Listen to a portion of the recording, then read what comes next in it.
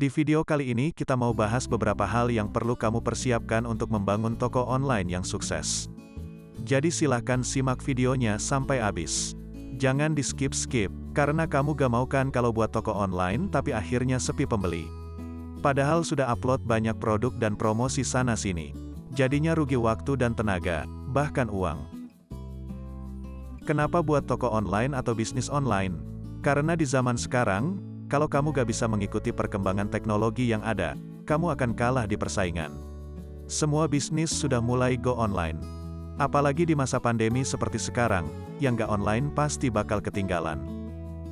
Dengan membangun bisnis online, kamu bisa menjangkau lebih banyak orang dengan cara digital dan bisa memaksimalkan potensi usahamu. Kalau kamu mau jualanmu laris, kamu harus mulai belajar berjualan online mulai dari sekarang. Gak tahu caranya atau mau mulai dari mana? Makanya subscribe dulu di channel Jagoan Jualan. Karena di channel ini kami akan selalu memberikan tips dan trik seputar bisnis yang bisa kamu dapatkan dengan gratis.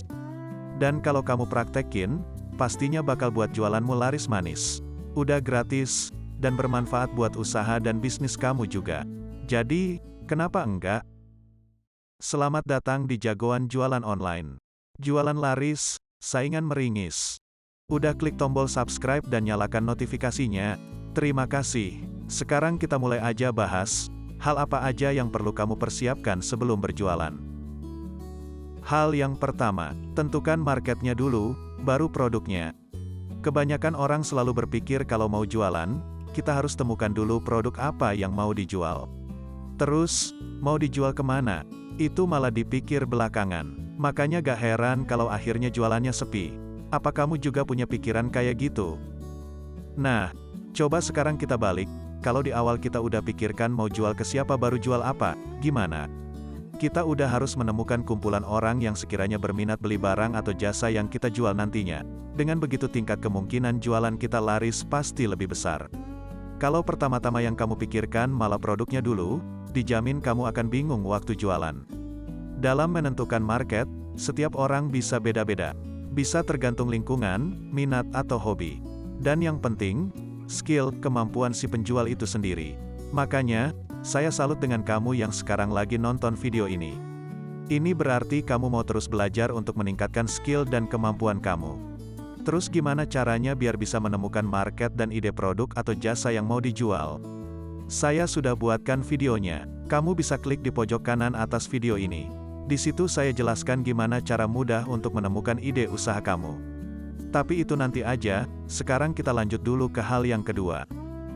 Hal kedua yang perlu kamu perhatikan. Tentukan spesifik niche. Apa itu niche? Niche adalah segmen atau ceruk market tertentu. Apa kamu tahu, kalau kamu gak bisa menjual ke semua orang? Jadi saran saya, kalau kamu pemula, usahakan kamu hanya menjual produk dengan kategori yang sama dulu di satu toko.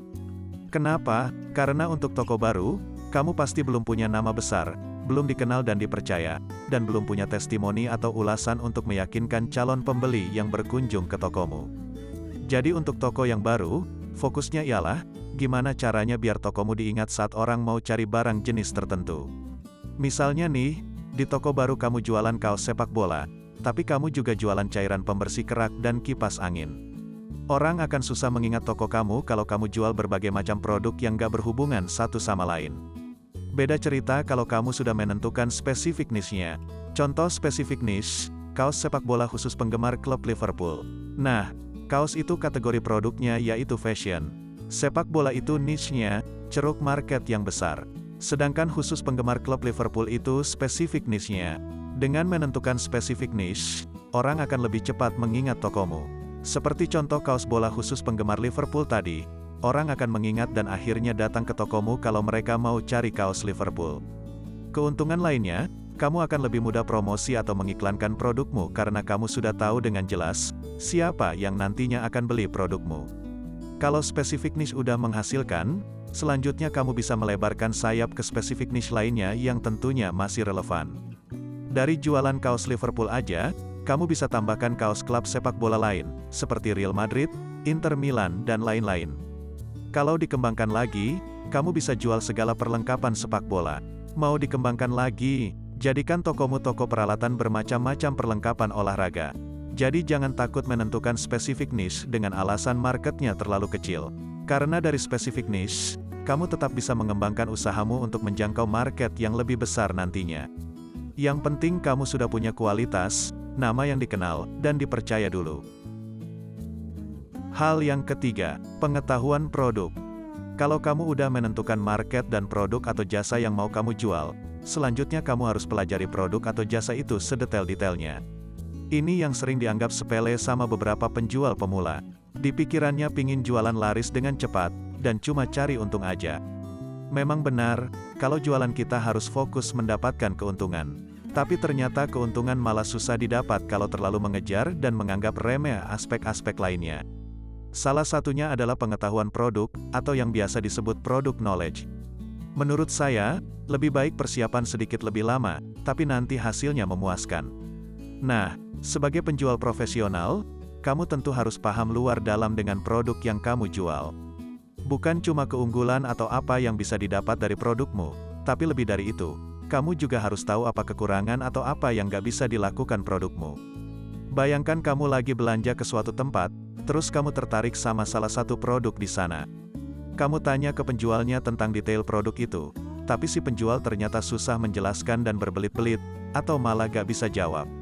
Atau waktu kamu membandingkan produknya sama produk pesaing. Kamu tanya, bedanya produk ini sama merek X apa ya? Nah, si penjual malah tolak-toleh terus keringet dingin. Kira-kira kamu mau beli gak dari penjual yang gak bisa menjelaskan produknya sendiri? Sama seperti itu, kalau kamu sebagai penjual tapi kamu sendiri gak paham sama produk yang kamu jual, gimana kamu mau meyakinkan calon pembeli? Jadi mulai sekarang, kenali dan pelajari produk yang kamu jual sedetail-detailnya. Tentang keunggulan dan juga kekurangannya. Dengan mengetahui keunggulan produk, kamu bisa meyakinkan calon pembeli waktu promosi atau ngiklan. Dengan mengetahui kekurangan produk, mencegah kamu jawab asal, waktu dibandingkan dengan produk pesaing atau waktu calon pembeli bertanya tentang detail produk. Untuk bagian kekurangan produk ini, hanya disampaikan kalau calon pembeli bertanya saja. Dengan begitu kamu bisa lebih percaya diri waktu menawarkan produkmu, karena kamu sudah punya semua jawaban dari setiap pertanyaan yang mungkin mau dia tanyakan. Calon pembeli akan merasa lebih yakin dan percaya buat beli produkmu kalau kamu menawarkan dengan antusias dan percaya diri.